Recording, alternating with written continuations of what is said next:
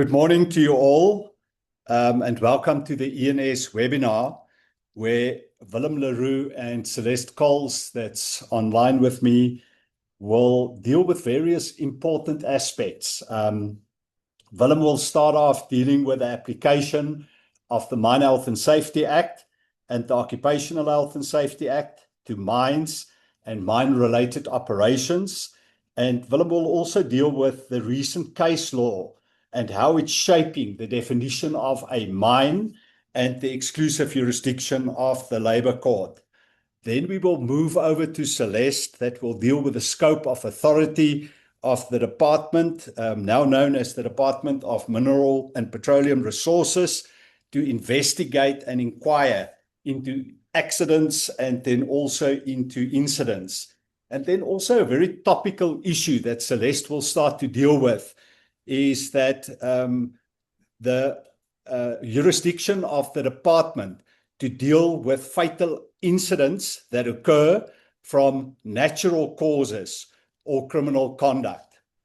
Lastly, Celeste will then also focus on the application of the guideline or the mandatory code of practice for road and rail safety management in the South African mining industry, what the jurisdictional limits are, and then the employer liability beyond mine property.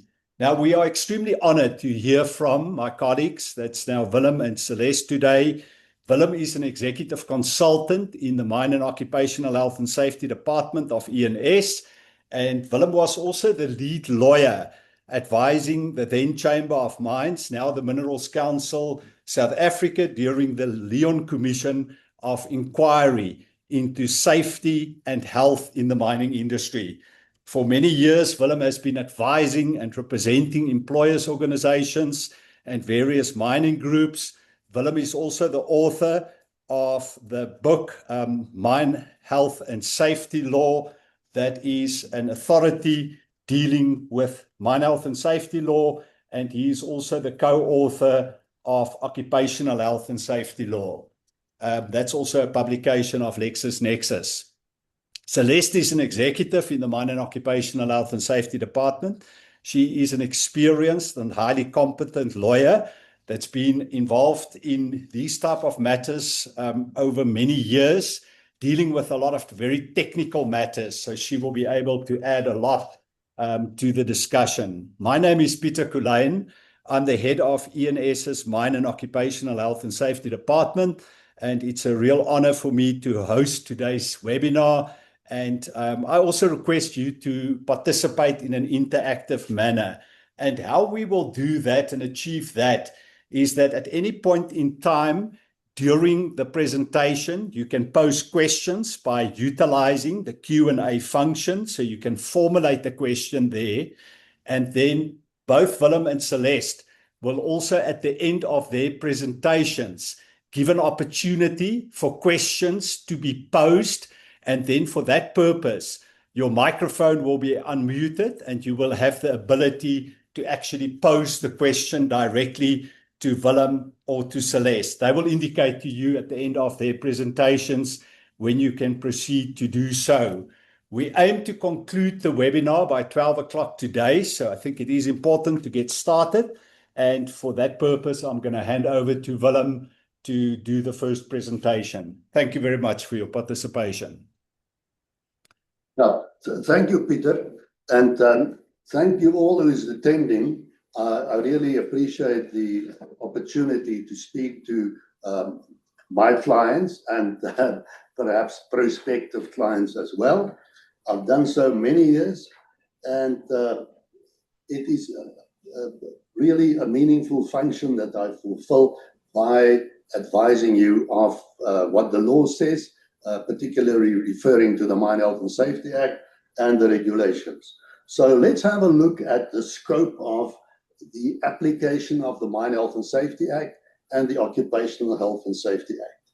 Now, it's very difficult if you read the Occupational Health and Safety Act to know what does it actually cover. Does it cover now the building in George that collapsed? Does it cover your house? Does it cover our offices and so forth? it covers everything except if it is excluded by another specific law. It is a general law. That's why I say in bullet 1, the OHASA is a general statute which applies to all workplaces, except if such workplaces are excluded in terms thereof. And I refer to the South African law maxim, which says, generalia specialibus non derogant, which means general things do not derogate from specific things. So where the Mine Health and Safety Act specifically applies, then the General Act, being the Occupational Health and Safety Act, will not apply. That's the law. I refer you in this regard to the book that Peter and myself wrote, Occupational Health and Safety, and then also to my own book, Mine Health and Safety, and the relevant pages. These publications can be obtained from LexisNexis. They are available in electronic format, but also in hard copy. And we update them between 1 and 2 times a year. The Mine Health and Safety Act publication has been updated now in March. So it's got the most recent case law applicable and so forth. Now, let's have a look at the Mine Health and Safety Act. The Mine Health and Safety Act applies to mines, amongst others. Now, the word mine is defined in section 102 of the Act as follows, and it's a very lengthy definition. It is, you know, it's strange that the legislature can draft such lengthy definitions. I mean, if you look at this, then it comprises of between 15 to 20 lines that have been written with only commas and semicolons, but it's one sentence. And for that reason, it's not a wonder that laymen can't understand this, and they are confused by this. Now, if we look at the word mine, then as a noun, it says the following.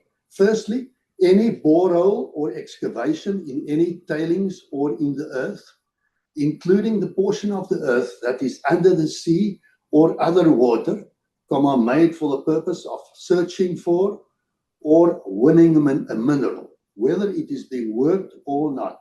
So the very important aspect there is that it's a borehole, it's an excavation, and then it must refer to a mineral, and it must be for the purpose of searching for, in other words, prospecting, or winning a mineral. So you extract it, you dig it out, and then you deal with it in a different way, as we will see.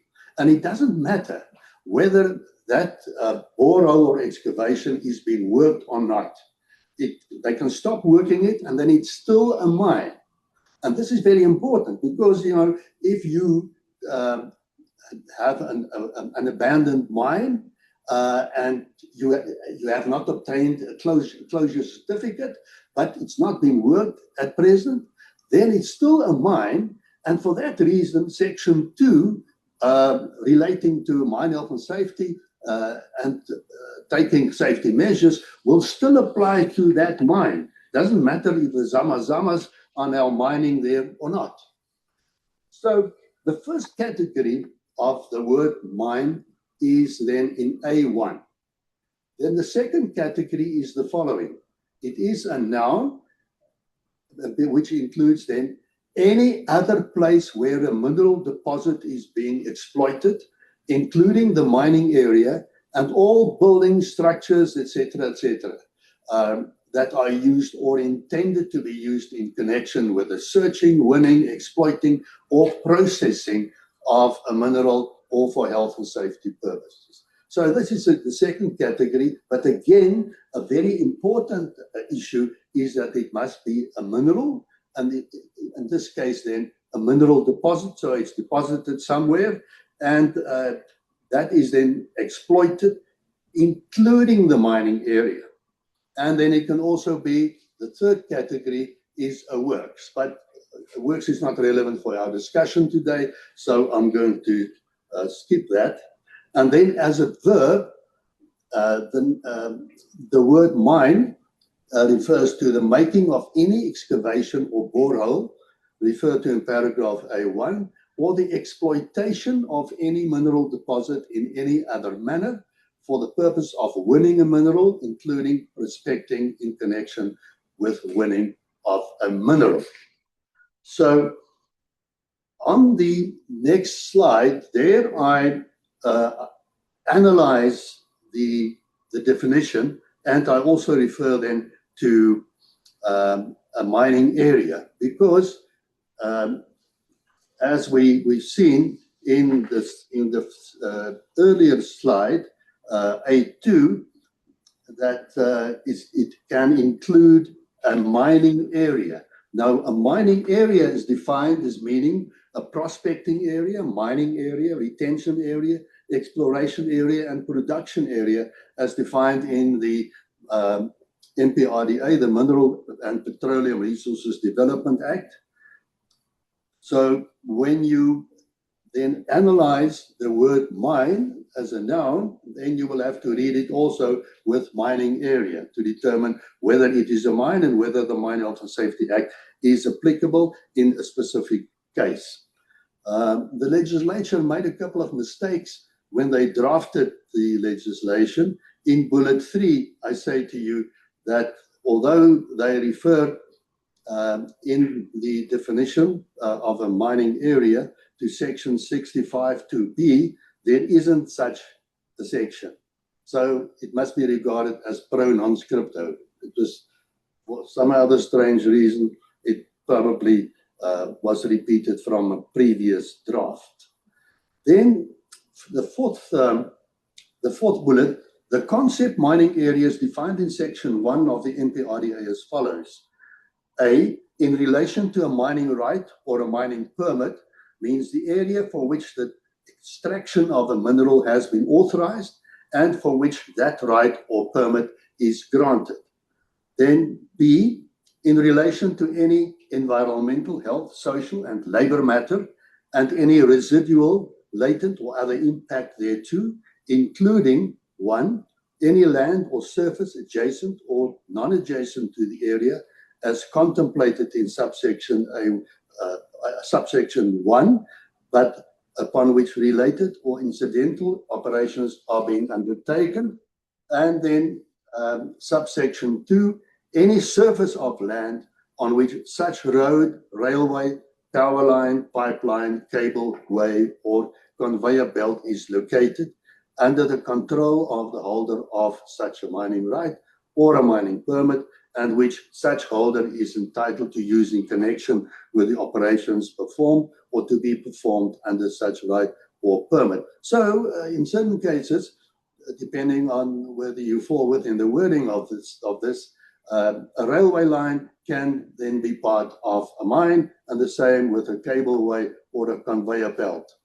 But as I say, it must fall within the ambit of this subsection, and it must be used for purposes of the exercise of the right and or the permit.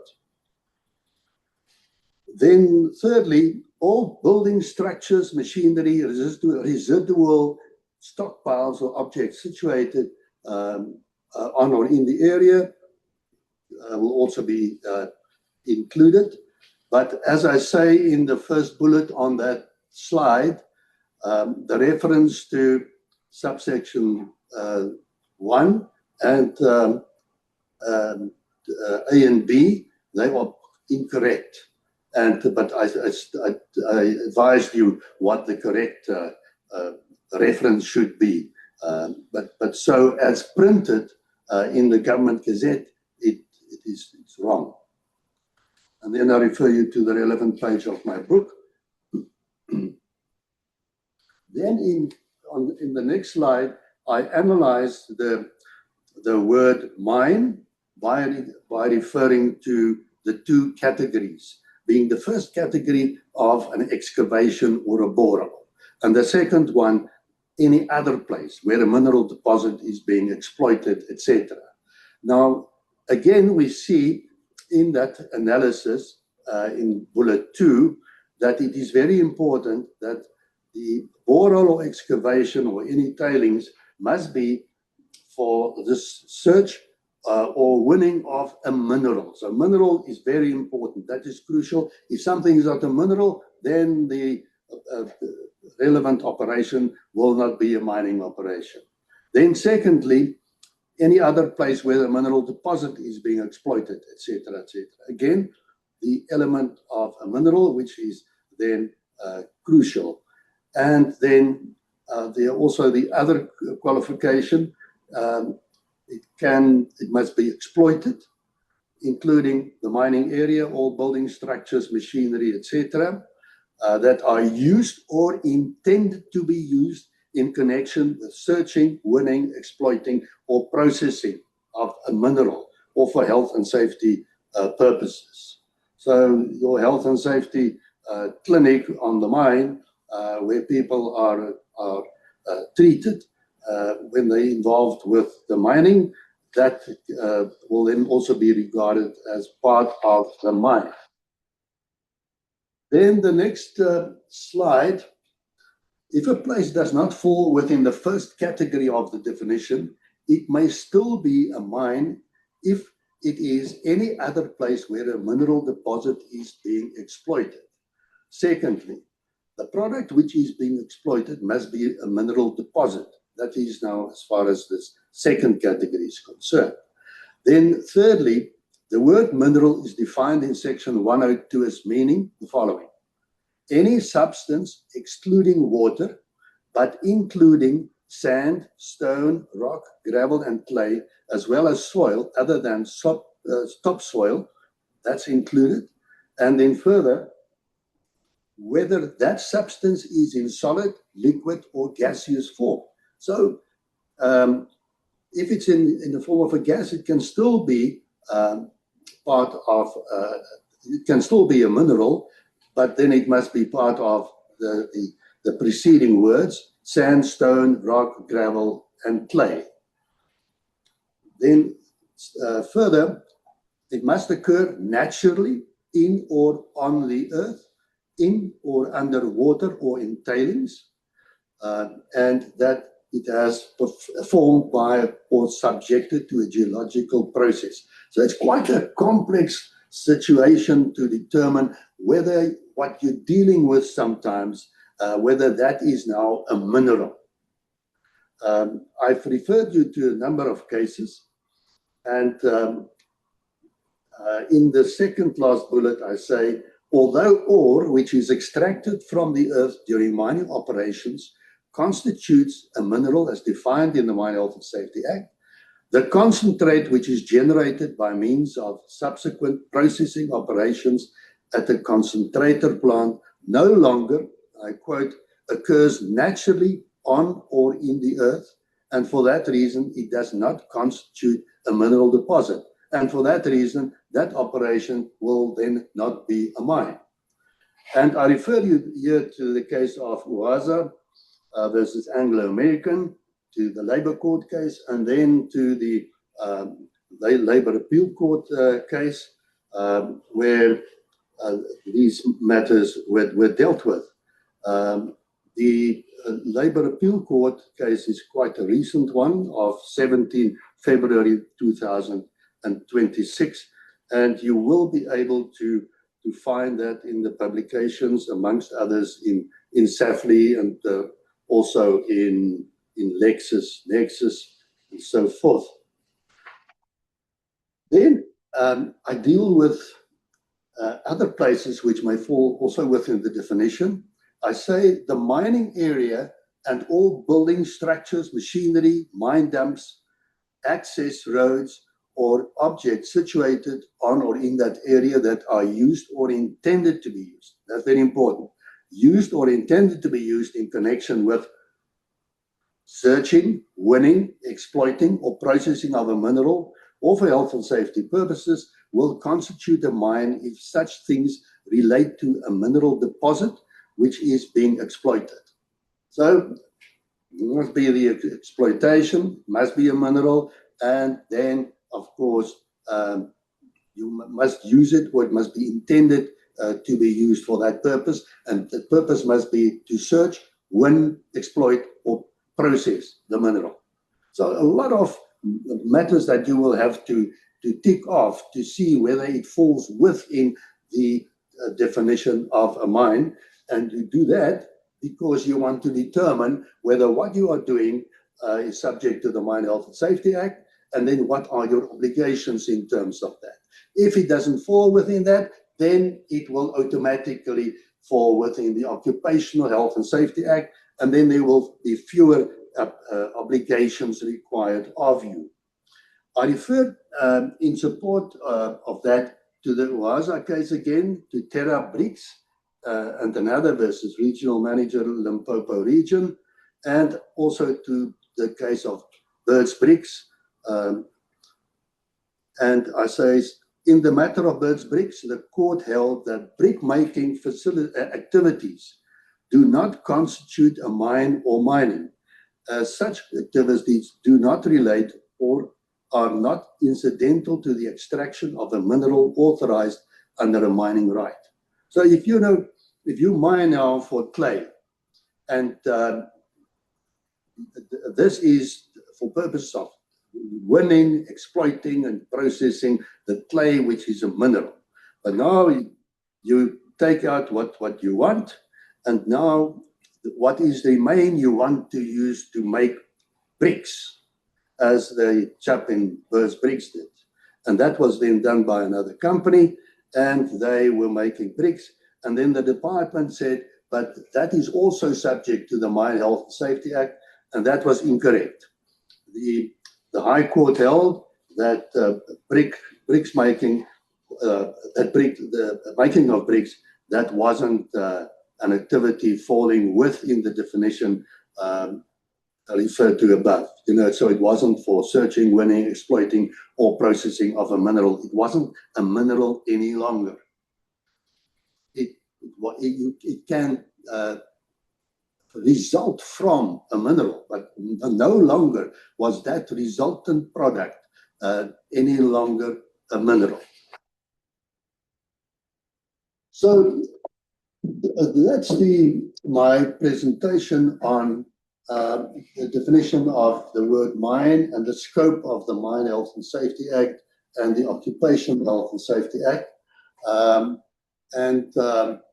So you can ask your questions, and Peter will refer me to those questions at the end of my presentation. The second leg of my presentation is to deal with the jurisdiction of the Labour Court.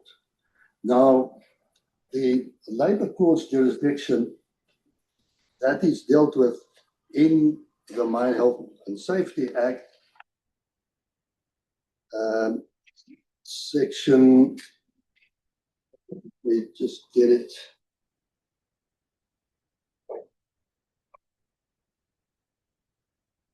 Section 82. Section 82 of the Labour Court, Section 82 of the Mine Health and Safety Act says the following. The Labour Court has exclusive jurisdiction to determine any dispute about the interpretation or application of any provision of this Act, except where this Act provides otherwise. Before, many years ago, it was different. And there people would go to the High Court and not to the Labour Court. But then in terms of the jurisdiction of the High Court, that court has got jurisdiction over anything, except if it's specifically dealt with in another act, and if that act says that court does not have jurisdiction about our matters, the exclusive jurisdiction is now with this one. And this is exactly what happened in Section 82 when that was legislated, and where it was provided that the exclusive jurisdiction is now with the Labour Court. So you can't go to the High Court and hope that, perhaps you will have a more sensitive or objective judge there than in the Labour Court. The Labour Court, they use specific people dealing with this type of matter, and so they've got a lot of experience and to give decisions under the Mine Health and Safety Act. Now, in bullet 3 on this page, I say the following. The matters referred to in the appeal fell squarely within the ambit of Section 82(1). This is now in a particular matter and are to be determined exclusively by the Labour Court. To conclude otherwise would encourage forum shopping, and parties may decide to bypass the Labour Court and approach the High Court to determine matters regulated by the Mine Health and Safety Act. You found that quite a lot in practice, especially some years ago, when people said, well, let's rather go to the High Court because there, they will be more objective and we've got a better chance to get a favorable decision there. But it's no longer possible. Now the exclusive jurisdiction about the interpretation or application of any provision of the Mine Health and Safety Act, that is now dealt with by the Labour Court. And the word application means how the Act is applied and what are the obligations and the entitlement in terms of that Act. That all falls under the concept of application of the law. And the words this Act means including regulations which are binding in terms of the Mine Health and Safety Act. Then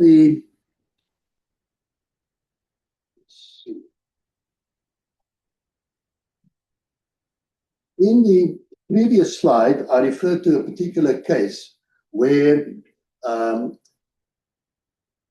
appeal was referred to the Supreme Court of Appeal. This was in the matter of TC Smelters and Samancor Chrome. And there, Samancor Chrome was the holder of a mining right which conducted mining operations. So it was a mine, and the Mine Health and Safety Act was applicable. Then, subsequent at some stage, it sold some of its assets to TC Smelters. TC Smelters was not the holder of a mining right, owned and conducted smelting operations comprising processing assets, including beneficiation and related assets that produced charged chrome. So they did something which did not fall within the definition of a mine, because what they were dealt with was no longer a mineral.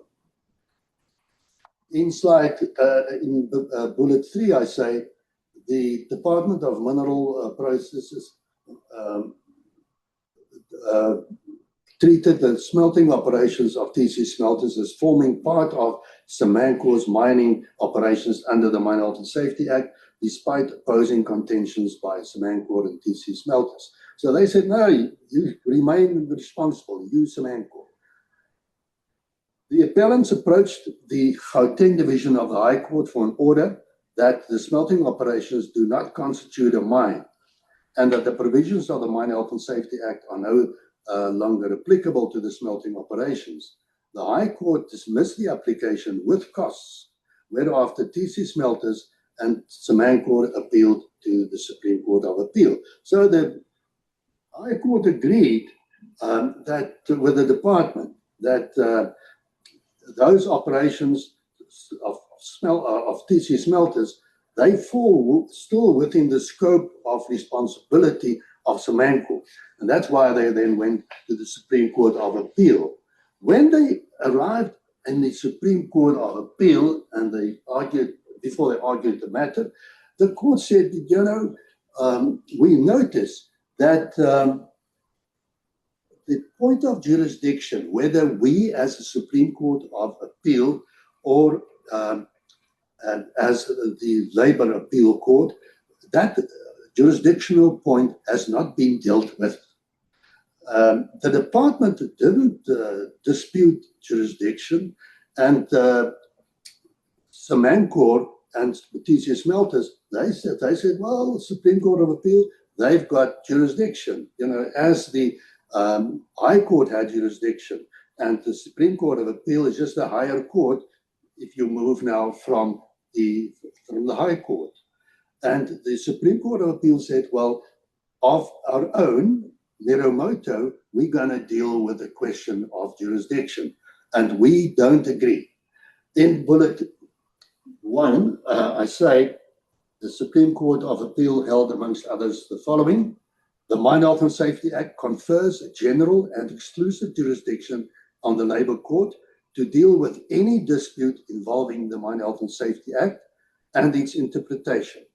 Section 82, and I've quoted that to you already. The next bullet, I say this is to avoid forum shopping. And then last bullet, the court said the appeal was premised on the misreading of Section 82(1) of the Mine Health and Safety Act and improperly rendered jurisdiction contingent upon relief sought by an applicant rather than upon the nature of the dispute itself. The court said you mustn't forget about the facts of the case to arrive at a decision whether,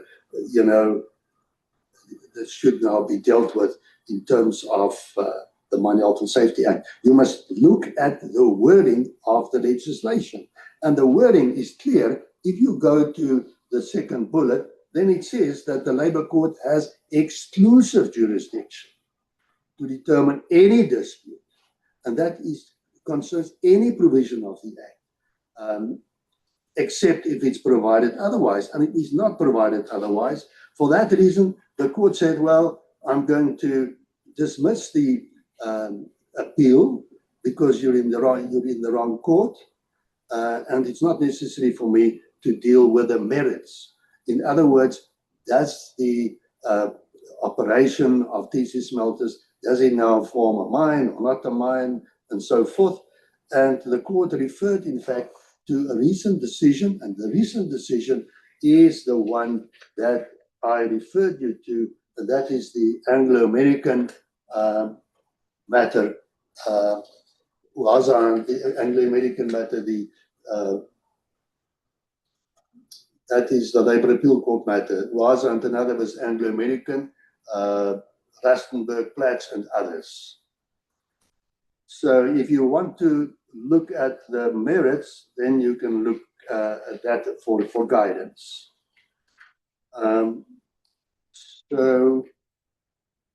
So it's clear that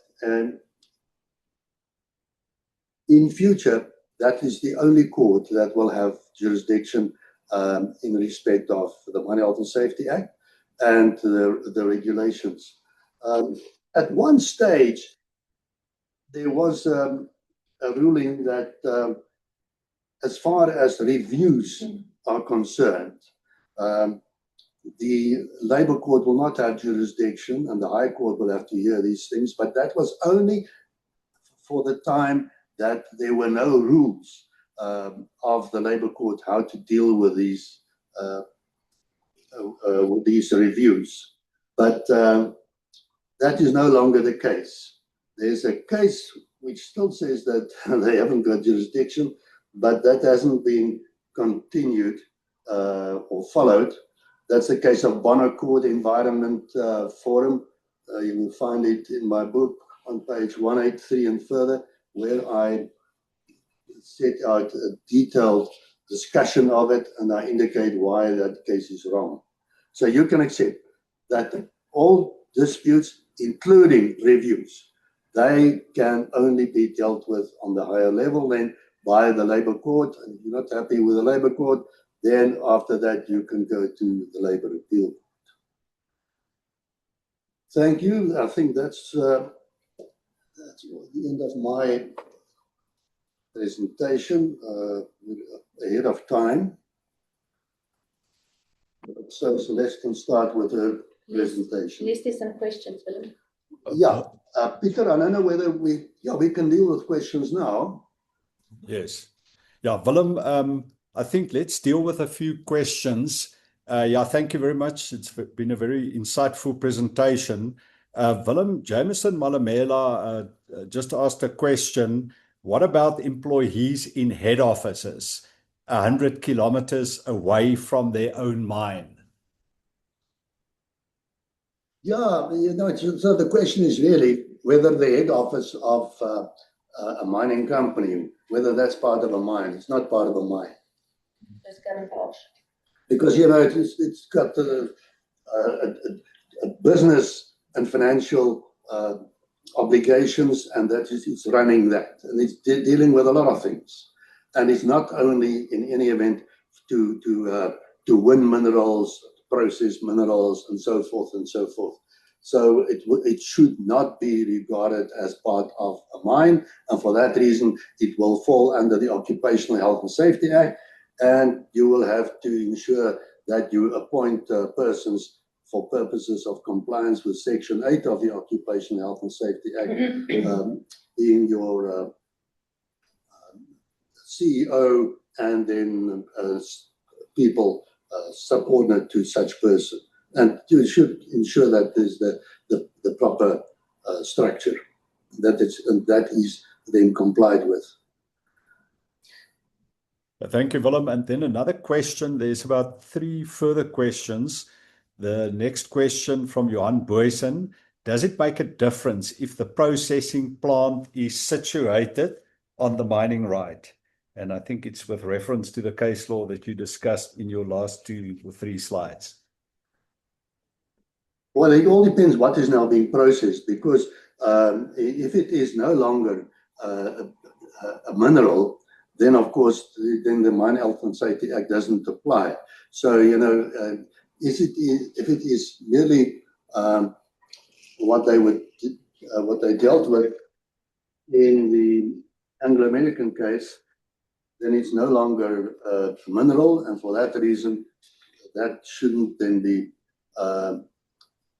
part of a mine. Then a question from Anusha Moodley. It's a bit of a general question. What will be the exposure should an area be identified as regulated by UHASA as opposed to the Mine Health and Safety Act? Sorry, just repeat that again, Peter. What will be the exposure should an area be identified under as Occupational Health and Safety Act regulated as opposed to the Mine Health and Safety Act? Okay. Now, of course, there are 2 answers. The first is what the law says. As far as what law is concerned, there's proper cover for health and safety in terms of Section 8, which deals with the general health and safety obligations, training, etc., etc. And then there are a lot of regulations that has been published in terms of the Occupational Health and Safety Act, being construction regulations, the machinery regulations, and all sorts of things. But now the second point that I want to make is, in practice, the enforcement of that is not very good. It's very weak.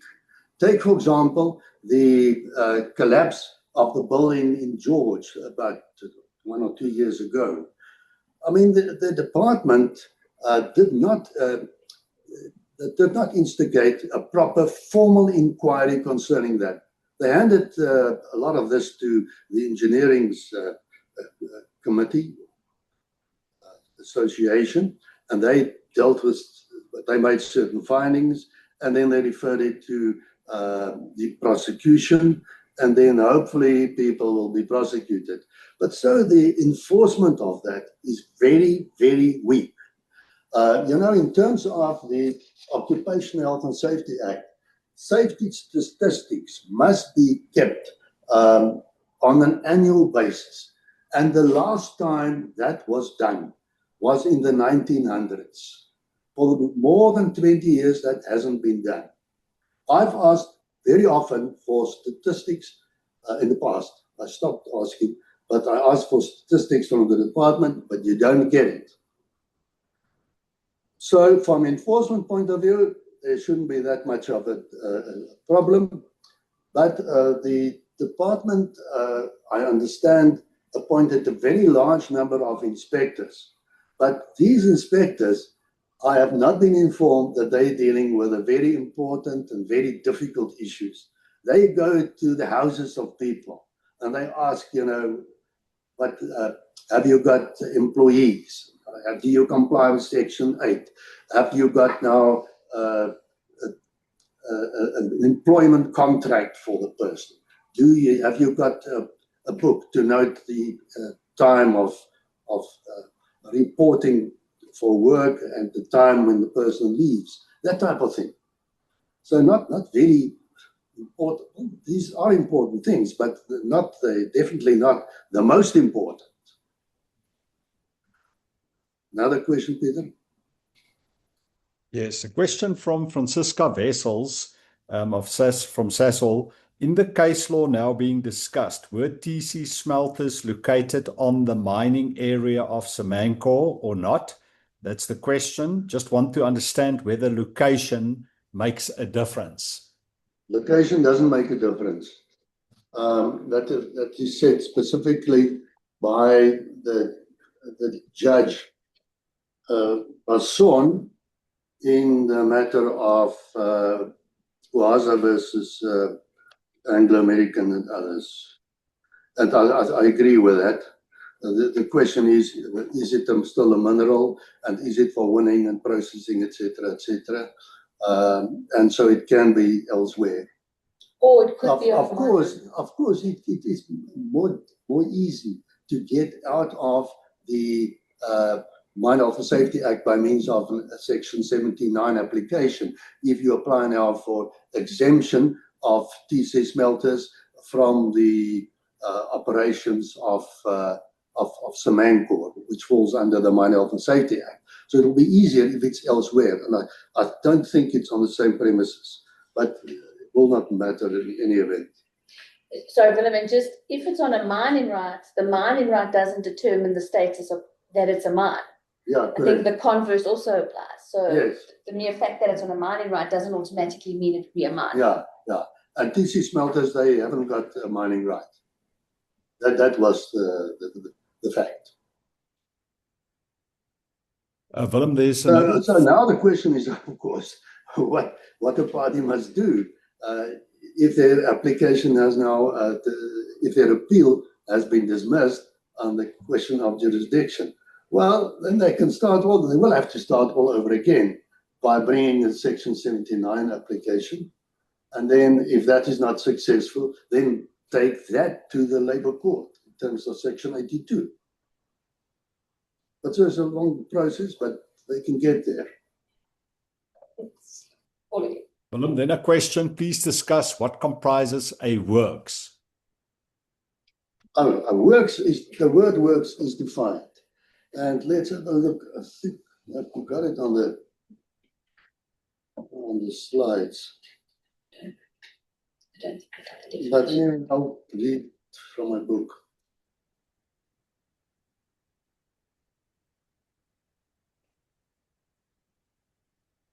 The word works means any place excluding a mine where any person carries out the transmitting or distribution to another consumer of any form of power from a mine by the employer thereof to the terminal point of bulk supply, or where the supply is not in bulk to the power supply meter and on any such other consumer's premises, or training at any central rescue station, or the making, repairing, reopening or closing of any subterranean tunnel, or any operations necessary or in connection with any of the operations listed in this paragraph. Now, what is very interesting and contradictory is that the word works means any place excluding a mine. But the word mine, as we've read it, includes a works. So it's contradictory. A mine includes a works, but the works excludes a mine. But in any event, what will fall, for example, under this is, we did the matter at Ingula. That was the hydropower operation, and that was a works. And for that reason, the Mine Health and Safety Act applied. And it will also apply to the rescue station and people doing training there. And any subterranean tunnel will fall under this. Willem, then a question from Anthony Holmes of South 32. What about a port facility where a mineral is received, stockpiled, and handled for export? Is that a mine? No, that's not a mine. That will be fall under the Occupational Health and Safety Act and a lot of other legislation, like the environmental legislation and so forth. Because you see, at that stage, they're not winning a mineral, they're not extracting anything. And you see, if you look at the definition of a mineral, let's just go there. Yeah, slide 8. Now, slide 8, the third bullet. The word mineral is defined in section 102 as meaning any substance, including water, etc., whether that substance is in solid, liquid, or gaseous form. B, that occurs naturally in or on the earth, in or under water or in tailings. It's already been removed. And then C must be read together with the requirements A and B, that has been formed by or subjected to a geological process. So I think you will not be able to show that those things are applicable, and for that reason, it will not be a mine. The same will apply, if you take, for example, a kilogram of gold, and we get it from the mine by some other manner, and you keep it at your house. Your house is not a mine. The same applies to your wife's golden ring. That's not a mine, part of a mine, although it may cost that much. Thank you, Willem. A question from Vicky Kamanga from Sasol in relation to exclusive jurisdiction. Would any injunction relief, such as interdicts, fall within the jurisdiction of the Labour Court? Yeah, it will fall under their jurisdiction if it refers to the Mine Health and Safety Act, any provision of the Act, or any regulation binding in terms of the Act. So you can apply for an interdict to the Labour Court, pending, for example, a Section 54 or a 55 order. Then a question from Chris Mulder. Are the administration buildings on a mine within the mining right regarded as a mine and therefore excluded from the National Buildings Act? Whether it falls under the question of a mine or the definition of a mine, that then, if it is for purposes of searching, winning, exploiting, or processing of a mineral, then it doesn't matter whether it's a building, a structure, and so forth, it will fall under the Mine Health and Safety Act. The other legislation that you refer to, I can't tell you that. One will have to look at the specific relevant provisions relating to the scope of that legislation. So there, he can phone us and we'll have a look at that. Then a question from Cobus Mulder. What is the success rate of a Section 79 application? Of success rate of Section 79 applications? Yeah, there aren't many of these applications. We've done quite a few, and we've been successful in quite a number. Because unsuccessful with one. But there are no statistics. And Celeste reminds me that we've been successful with all of them except one. Now, if we say all of them, it doesn't mean that we've 8 to 10. Yeah, we probably only applied for 8 to 10 to be exempted from the Act. Then a question from Don Briat of Allied Mining. How is a waste rock dump legally classified under the Mine Health and Safety Act definition of a mine versus works once the material is scientifically confirmed as environmentally non-hazardous and is beneficiated into commercial products such as road aggregate, bricks or pavers as part of a standalone socio-economic development venture?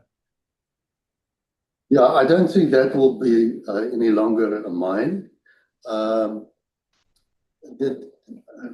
decision of the Labour Appeal Court deals with that type of thing specifically, and give a lot of examples, amongst others, that a case of De Beers, where it was held that diamonds removed from tailings, that they were no longer minerals.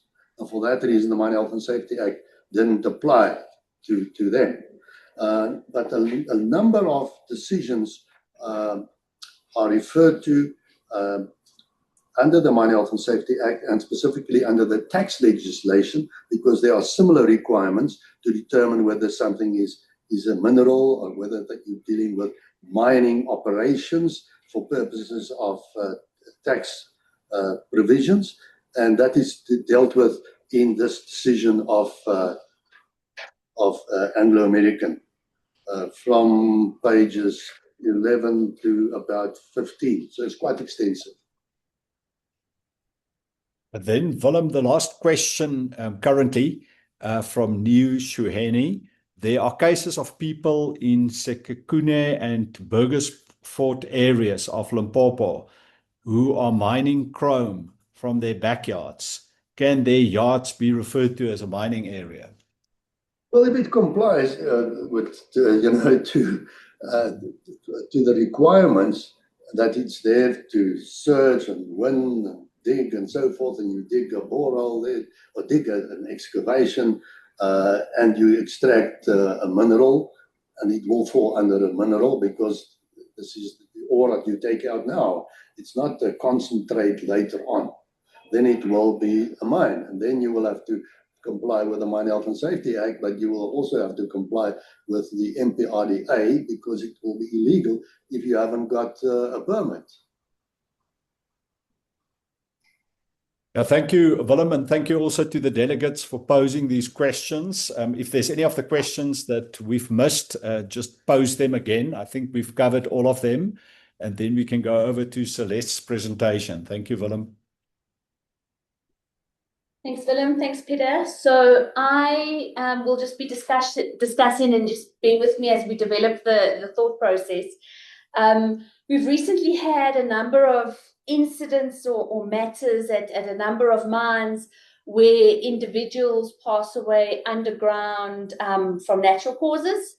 Alternatively, where the circumstances of the passing of the individual is such that there's strong indications of some form of criminal conduct which caused the death of these individuals. So the question that has arisen in recent times is whether the Mine Health and Safety Inspectorate of the Department of Mineral and Petroleum Resources has the jurisdiction to conduct an investigation or an inquiry into such deaths. So we're going to just go through the Act and piece it all together and have a bit of a discussion and explanation on our interpretation of the Mine Health and Safety Act. So as is all things, one must start at the beginning, and the beginning would obviously be to illustrate that the objective of the Mine Health and Safety Act and why we have the Mine Health and Safety Act is to provide for protection of health and safety of employees and other persons at mines,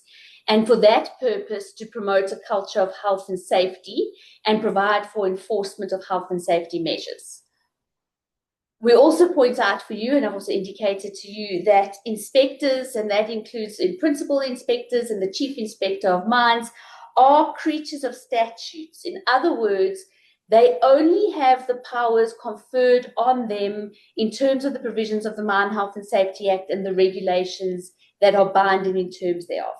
So if the Mine Health and Safety Act or the regulations does not confer authority or jurisdiction, I call it jurisdiction, on an inspector, they do not have the power to exercise such a power or obligation, despite what they think or what they contend is the situation.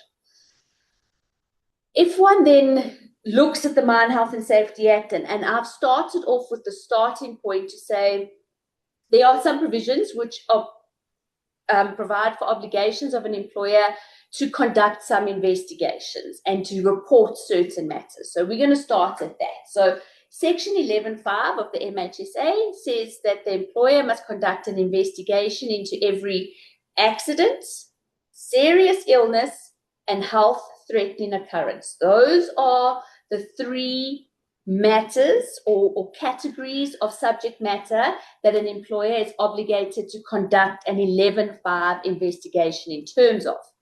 We then have Section 11.8, which is sort of refers to an incident, and this is the only section that actually refers to an incident, and it says that in the event of an incident in which a person died or was injured to such an extent that he or she is likely to die or suffer the loss of a limb or part of a limb, no person may, without the consent of the principal inspector, disturb the sites or remove any article or substance involved in the incident, or remove, unless it's to prevent a further incident, to remove the injured or dead, or rescue any person from danger.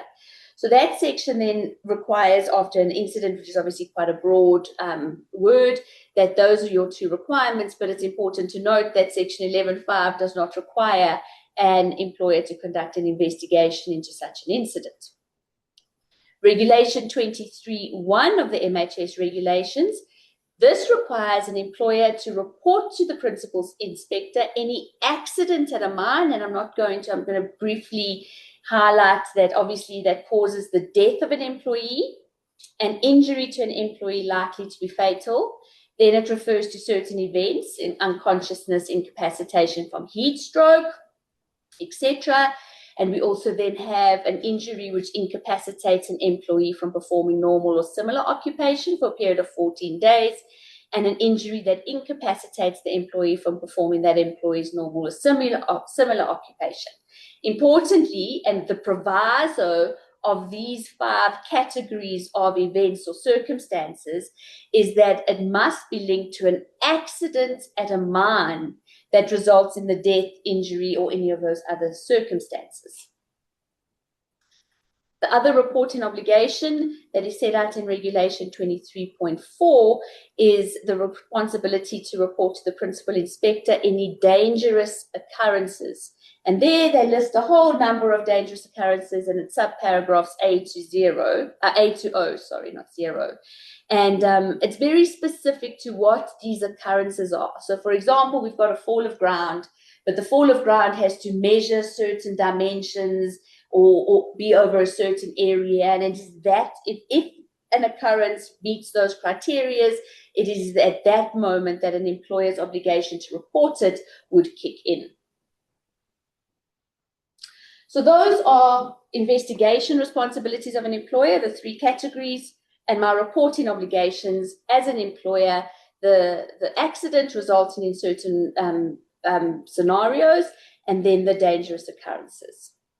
We then have to look at the sections of the Mine Health and Safety Act which deals with investigations and inquiries. So Section 61 deals with the Chief Inspector of Mines that must instruct an inspector to investigate any accident or occurrence at a mine that results in the death of any person.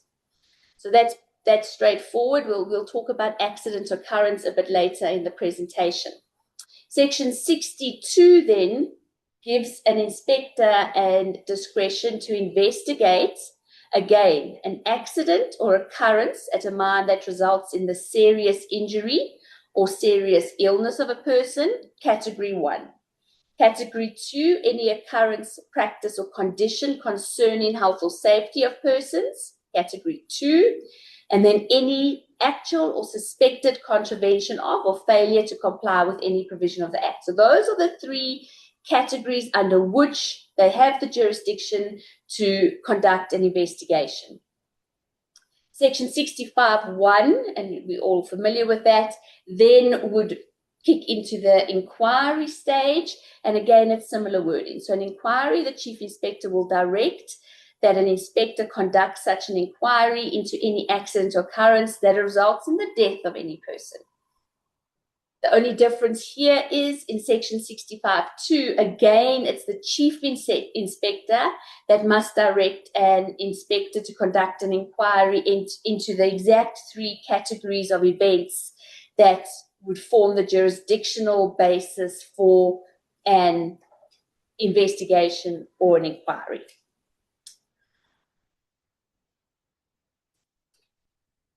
Obviously now, if one has to determine jurisdiction and we're looking at what can and cannot be investigated, the first thing that one would look at as a person interpreting the legislation is obviously the definition provided for various terminology or terms used in section 60 and 65. So what I have done is I've extracted not only the definitions that were maybe used in those sections, but other relevant definitions dealing with health and injuries for us to then demonstrate to yourselves the context of the Mine Health and Safety Act. So I've indicated there for you that we've got the term health is defined, and health refers to occupational health. Health-threatening occurrence means any occurrence that has or may have the potential to cause serious illness or damage to health. Healthy is free from any illness or injury attributable to occupational causes. An occupational disease means any health disorder, including a compensatable disease in terms of a DIMWA or COIDA. Again, it's occupational diseases. Occupational medicine is the prevention, diagnosis, and treatment of illness, injury, and adverse health effects associated with a particular type of work. Serious injury means any injury that is reportable under this Act. And serious illness means any illness resulting from occupational exposure that affects the health of a person to the extent that it incapacitates the affected person from resuming that person's normal or similar occupation for 4 days or more. So in the context of those definitions, one can very clearly deduce from the Mine Health and Safety Act that the intention of the legislator is to deal with health and safety matters relating to work-related activities, occupational-related activities. It must be linked to mining work-related activities. What is clear from the Mine Health and Safety Act, and you might be saying, sure, Celeste, but there's a number of things that are referred to in these sections that have not been defined. The legislator has not provided definitions for words that I've now referenced you to, and these words would be accident, incident, condition, practice, and I'll also discuss on another slide that the legislator also doesn't provide a definition of the word occurrence, which is referenced in those particular sections. Then one would have to apply the rules of interpretation of a statute. And there's a number of rules, and I have just taken the liberty of referencing some of the rules of interpretation that Willem references in his book, and I've given you the references there too. But in summation, if a word is not defined in the statute, the rules require that the word must then be understood in the context in which it is used in the statute and its popular sense. And if a word is ambiguous, there's certain presumptions of interpretation which the legislature then applies. So the starting point would then be saying, okay, we've got no definition for these words. We need to look at the dictionary definitions of the words. So accident, if one looks at the dictionary definition, is an event that is without apparent cause or unexpected, and an unfortunate event, especially one causing injury or damage. Incident is something that happens, especially something unusual or unpleasant. Condition, we've extracted the definition that the state something is in. Circumstances affecting life or work or a requirement. And practice is doing an activity regularly to improve a skill or the usual way of doing something. So those are the dictionary definitions that one would start off with when determining what the legislator should interpret those words as meaning. I wanted to also make the point to the delegates that the word occurrence, and I've said this to you already, is not defined. But one then always interprets words in the context of the legislation as a whole. And the argument that we present is that in the body of the legislation, they refer to two separate occurrences, and it's a health-threatening occurrence or a dangerous occurrence. Health-threatening is defined. Dangerous occurrence are those events which are listed in Regulation 23.4. So the reference to occurrence in the context of an investigation or an inquiry would then be a health-threatening occurrence or a dangerous occurrence. And let's just go back and remember that health-threatening means any occurrence that has or may have the potential to cause serious illness or damage to health in the context of occupational health, work-related health matters. So the other important rule of interpretation that must be applied when interpreting the provisions of the Mine Health and Safety Act is that the presumption of interpretation is further that if a statutory provision interferes with elementary rights, a strict construction should be placed thereon if the wording is ambiguous. So if an accident or an incident or a condition or a practice is in place at the mine, let's use the example of an accident, there's a large number of repercussions for that event at the mine. For example, we now have to do an 11.5, it's reported, there's investigations, there's inquiries, it takes a lot of time and management, and ultimately, pending the outcome of the investigation, the finding could be prosecution for non-compliance with provisions of the Mine Health and Safety Act, or if a person has passed away, there's the possibility of a charge of culpable homicide, the common law crime of culpable homicide. So therefore, on the basis of the presumption of interpretation, the argument is that the accident, incident, condition, and practice that is referenced must arise out of or be associated with the activity of mining in a broad sense. So it must be related to mining. In Willem's book, he uses the example of an individual that is on surface and unfortunately is struck by lightning. And the question is whether that event is an accident for the purposes of the Mine Health and Safety Act. And the conclusion then reached is based on all these rules of interpretation and the dictionary definition is that such an event would not be categorized as an accident for the purposes of the Mine Health and Safety Act.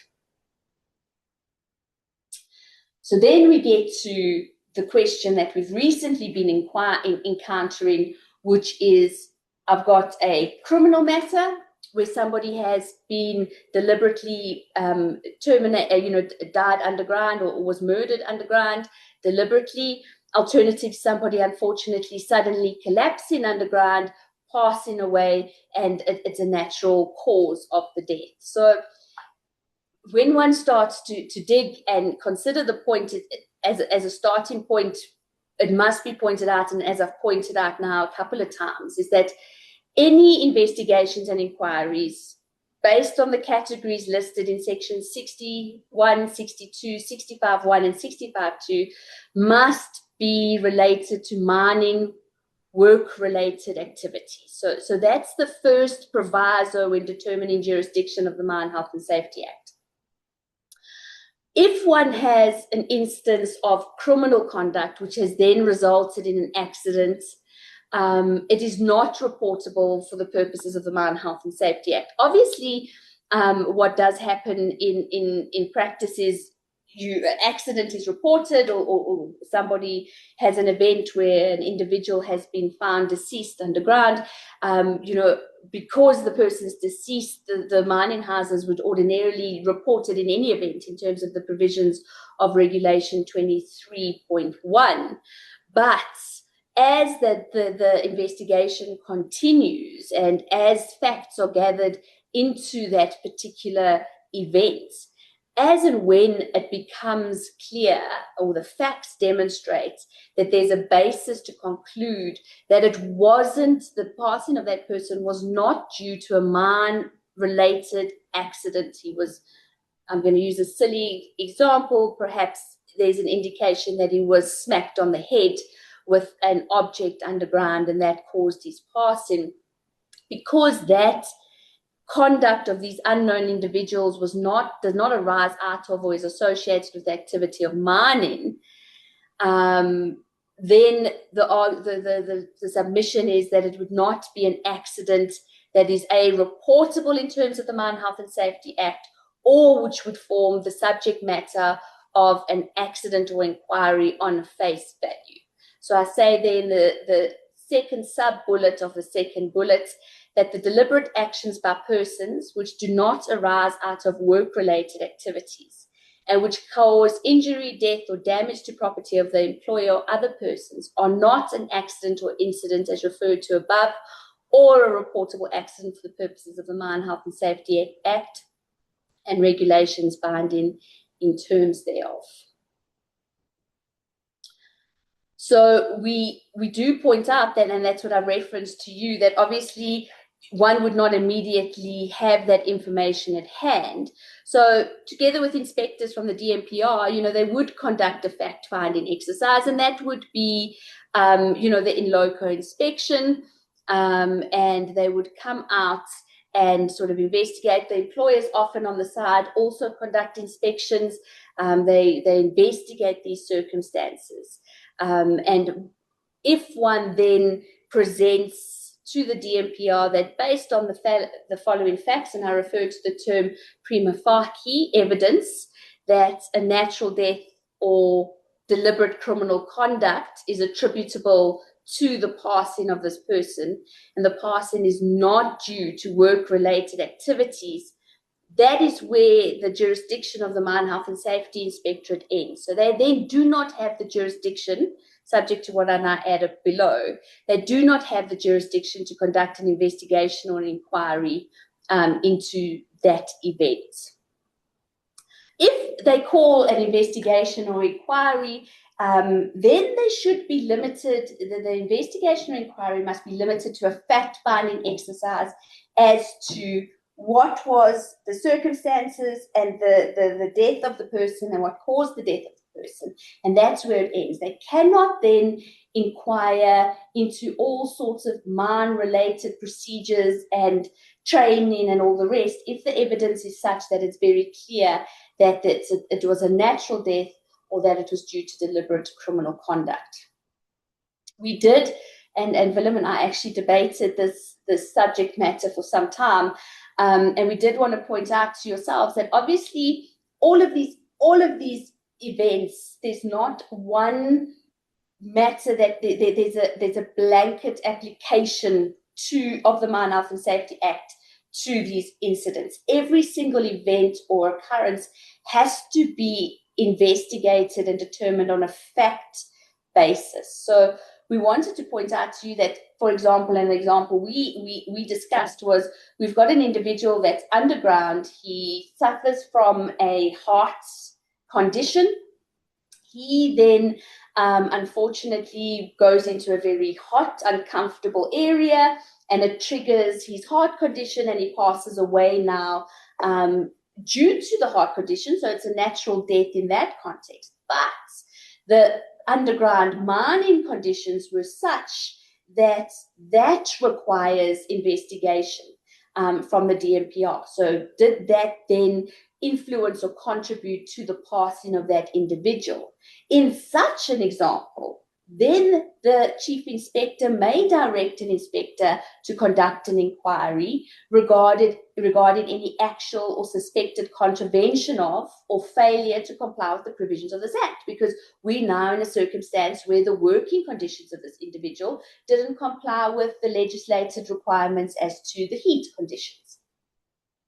But again, the obligation rests on the DMPR to say what they are coming out to investigate. So if they've got a suspicion of a contravention, of a failure to comply with the provision of the Act, they are required to disclose the delineates of the investigation to the employer, and it must be limited to that.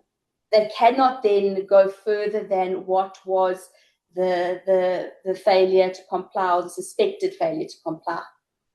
It would then be a very narrow investigation or inquiry. The DMPR works very well in conjunction with the obligations of the DMPR relating to work-related or occupational-related incidents and accidents. We also have a separate piece of legislation in place in South Africa, and that's the Inquest Act 58 of 1959. And that obviously is why if there's a passing away of somebody underground or at a mine, that we call the SAPS. The employer is obligated to call the SAPS out. And why is that? Because in terms of the Inquest Act, Section 5 specifically requires that an inquest must be held in connection with the death of a person who has died due to causes other than natural causes, unless criminal proceedings are instituted in connection with the death. So if somebody passes away underground, they would open up an inquest docket, and the SAPS is then responsible to collate some statements and information, and then it is presented to the judicial officer, who's normally a magistrate. And the magistrate is then tasked with conducting an inquest to make a finding as to the cause or the likely cause of death, and as to whether the death was brought about by any act or omission prima facie involving an offence on the part of any person. And I've then already indicated to you that the inquest prosecutor, with the assistance of the SAPS, then obtains various statements, and then the judicial officer, it's normally ordinarily held in camera behind closed doors, but the magistrate can call for oral evidence to be presented and for the inquest to be held before him to answer certain of the questions that the magistrate, he or she, requires to be addressed. And I think we have done one or two of those matters in the past, but that's the exception and not the rule generally. And another important point to be made is that an inquest may be held jointly with a mining inquiry, and that's in terms of Section 74(1) of MHSA and the Section 23 of the Inquest Act. But if it's not held jointly, then the inquest is held on one side and the inquiry is held on the other side, subject to those jurisdictional reservations that I've listed.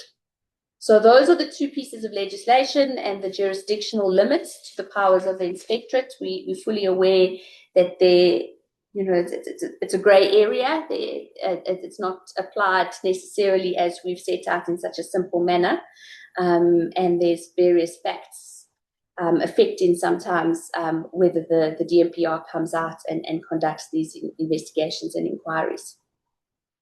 The other points, and I talk quite quickly, the other point that we just wanted to raise, and it's something that we've sort of been asked some questions on, is this guideline for the compilation of a mandatory code of practice for road and rail safety management in the South African mining industry. So Willem's already indicated, that the jurisdiction of the employer relates to the mine, and we've discussed what a mine would be. And I've also indicated to you that an employer is responsible for work-related matters that affect health and safety at the mine of the employer. If one then reads this guideline, and there's an unsubstantiated contextual comments made that I've sort of highlighted from the guideline, it is very clear that the guideline is very wide and it attempts to extend liability of an employer beyond the geographical confines of mine and mining activity. So the examples are utilized from the COP, and it's not the guideline, and it's not the only examples. My apologies. Apologies for that. The delightful MacBook that hooks up to your cell phone. Apologies. The reading of the guideline is such is that the employer must take reasonable measures to liaise with appropriate department or authority to improve road and or rail safety where employees and commodities are being transported. The objective of the guideline is to enable the employer to compile a code of practice to address hazards and risks associated with the usage of roads and railway lines for activities associated with the mines. Road and railway line activities include the passenger transportation services of mine employees, as well as the transportation of minerals to and from the mine. The employer must identify the hazards and risks to which employees and other persons are exposed to during the transportation of employees' minerals and materials, and ensure all modes of transport are appropriate for the specific circumstances at the mine and are used within their designated and operating specifications. And modes of transport are defined as various methods or ways for moving of people or minerals and materials from one place to another by rail or road. So if one looks at that, it is unlawful and impractical to impose obligations on an employer in respect of private motor vehicles or trains of third parties that is not utilized for mine-related transportation at a mine. So a mine cannot be responsible for these vehicles traveling to and from the mine on public roads. It's absolutely beyond the scope of jurisdiction of an employer. And we continue to say that the chief inspector is limited to his powers prescribed in the MHSA and the regulations. And section 9.2 of the MHSA says, Chief Inspector, you can prepare a guideline instructing an employer to prepare and implement a COP on any matter affecting the health or safety of employees and other persons who may be directly affected by activities at the mine. So insofar as that guideline imposes a number of requirements on the employer which exceed the scope of section 9.2. So the requirements imposed on the employer is not directly affected by activities at the mine, then one is entitled to disregard that requirement, and it does not need to be incorporated into the COP because it exceeds the authority. So the mandatory code of practice for road and rail safety management, yes, it must be applied at your mine. So it must relate to the vehicles that's been operated by the mine. If you've got rail operations at the mine, it must then be incorporated into that context. But it cannot go further than the confines of the liability and the jurisdiction of an employer in terms of the Mine Health and Safety Act. So that's my discussion. I'm sure there may be some questions, maybe yes, maybe no, and then Willem and I can address it, talk through it if there are any questions. Happy if everyone goes online, or Peter will just put it to me. Thank you.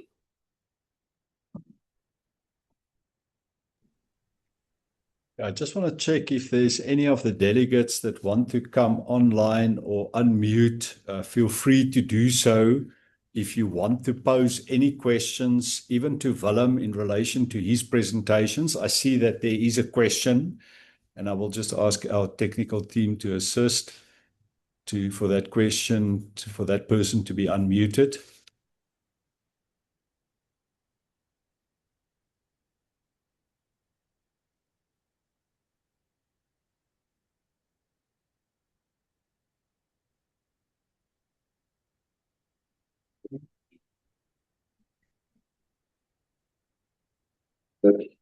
Chantel, if you can maybe just unmute and just check, you will see there is a raised hand, and just unmute.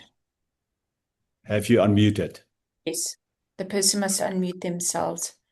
Oh, Victor, if you can just unmute yourself as well, but you are able then, if you want to unmute yourself and ask the question.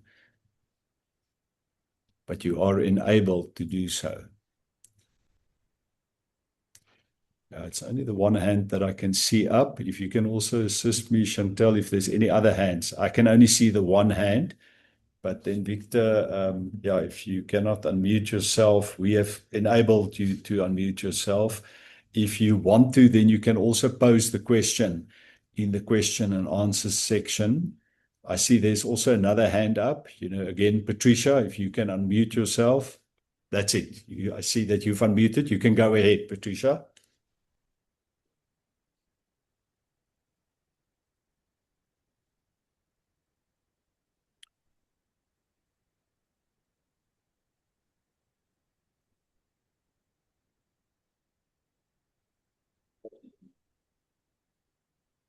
Chantel, is there any assistance required from our side?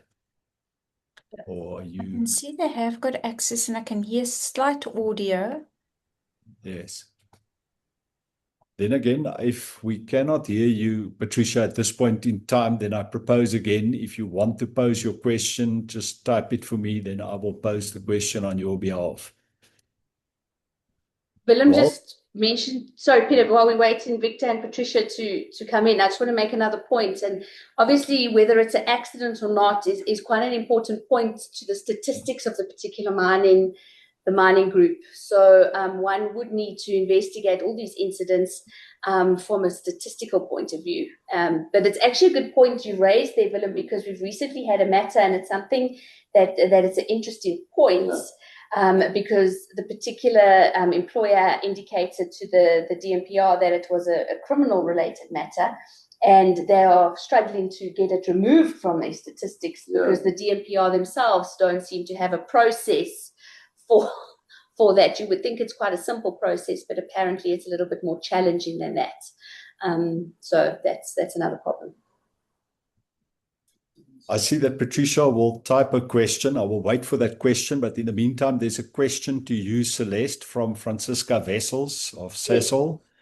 Just want to check with Celeste, the guideline itself is not binding, but the COP requirement is, hence the position is that the scope creep aspects of the guideline can be disregarded. Yes, so when, as the employer, you're obligated to prepare this COP and you would follow the guidelines as set out by the chief inspector. But insofar as the scope, the wording of Francesca is spot on. So insofar as the scope exceeds the powers of the inspectorate and it goes beyond the confines of work-related activities at a mine, the employer is then entitled to disregard the same or apply it only at its particular mine and limit the scope. Correct. We cannot, as an employer, you cannot regulate the brakes of every private vehicle. It's just absolutely ludicrous. So it would be limited to transportation of the mine vehicles, for example, Francesca. Yeah, and as far as the code of practice is concerned, the code of practice must be drafted in terms of section 9.2, your own as employers code of practice. Now, if you don't comply with that, that is not an offense.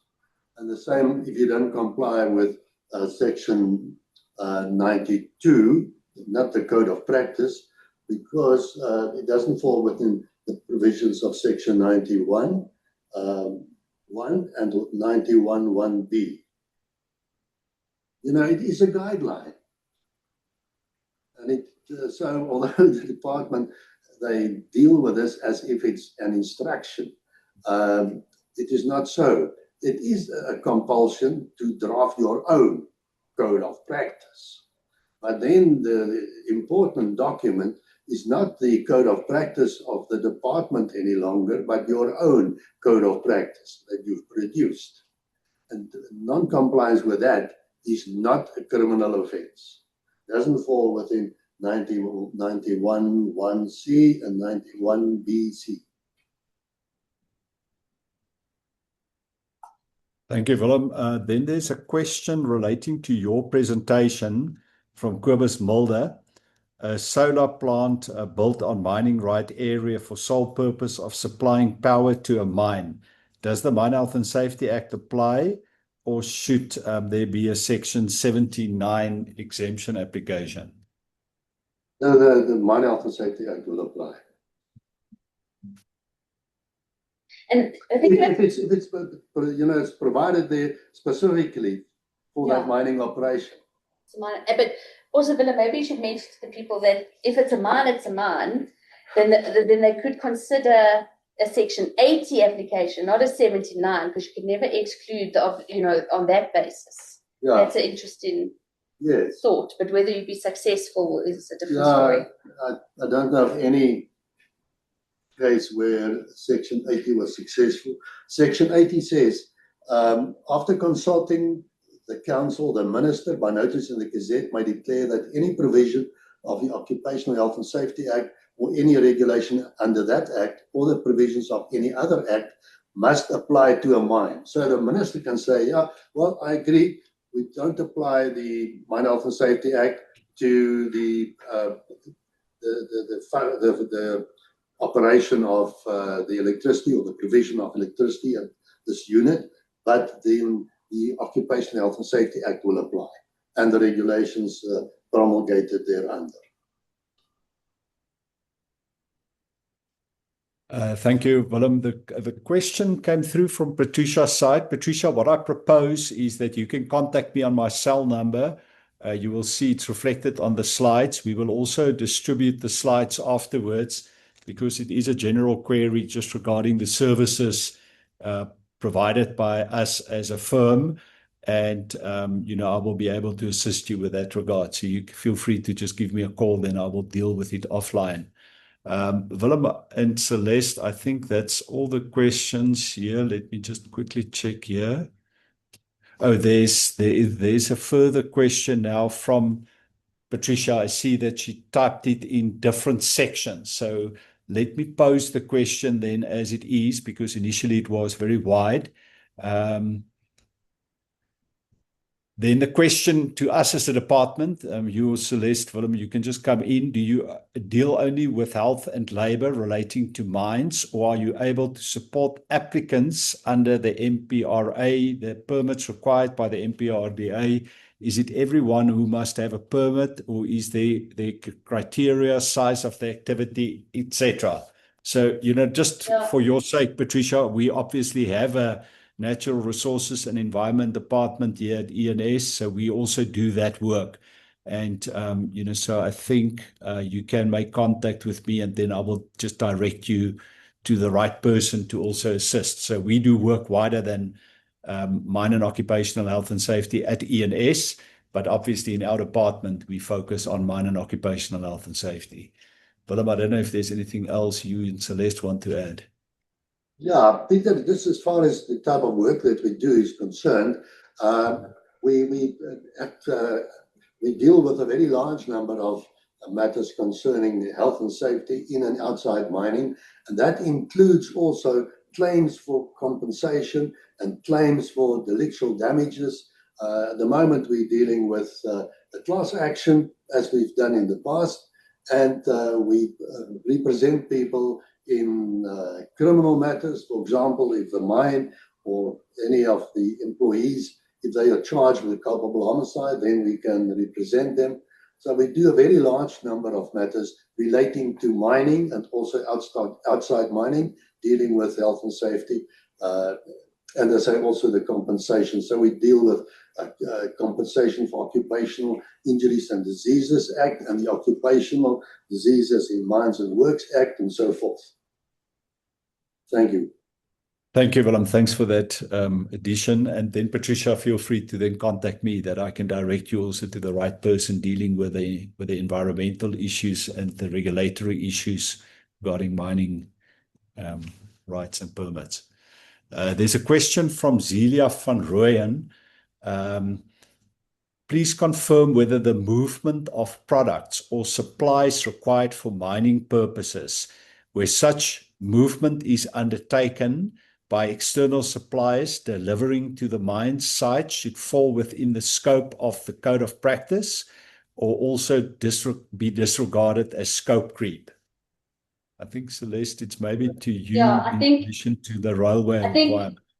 I think the third-party service providers operating their vehicles on the mine, I don't think that would fall under the responsibility of the employer, with the strict requirements of sort of, if they're just visiting and they come in to deliver something and they're leaving again, that would not fall within the scope of an employer's obligations. Even though they're at the mine, it's not directly related to that employer's activities. There is, of course, the requirement that when entering into contracts with those persons, they would warrant and guarantee the good condition of the car, but that's a different question.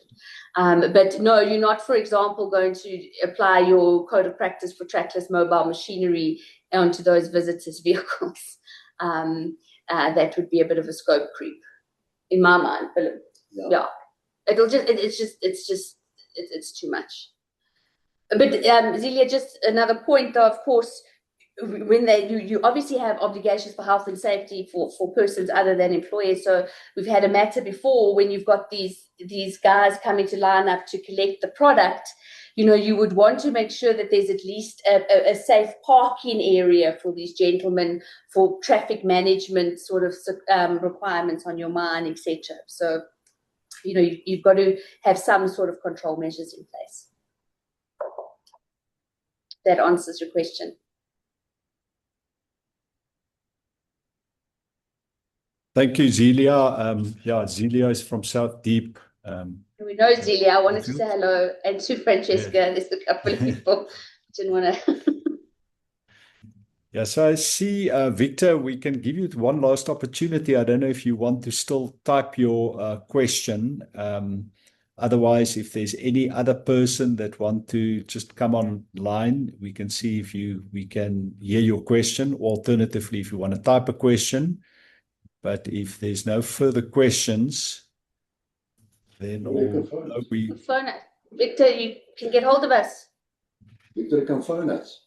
Yeah, Victor can phone us. I know that there was also a question raised a bit earlier, just about whether the presentation, the PowerPoint presentations, will be made available to delegates.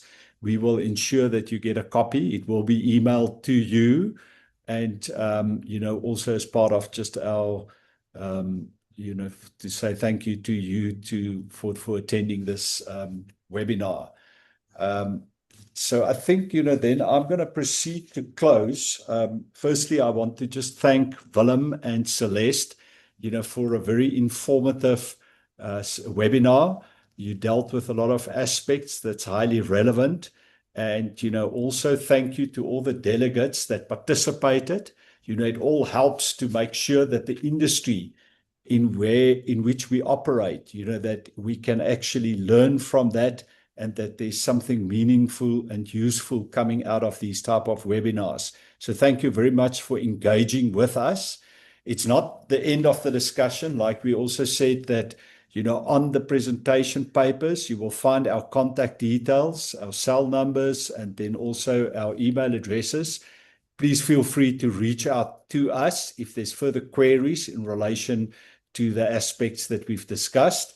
And then also, from my side, I think it is important, to just stay healthy and safe, and then also to enjoy the rest of your day. Willem, I don't know if there's anything that you and Celeste want to add from your side. Except that I would like to add health to what you state, specifically the occupational health. That's very important. How health has, the importance of health has become so important because of the huge claims which were filed under ODIMWA. But those claims have reduced quite a lot now that there's better dust control and better control in general by the occupational hygienists working with the medical surveillance people.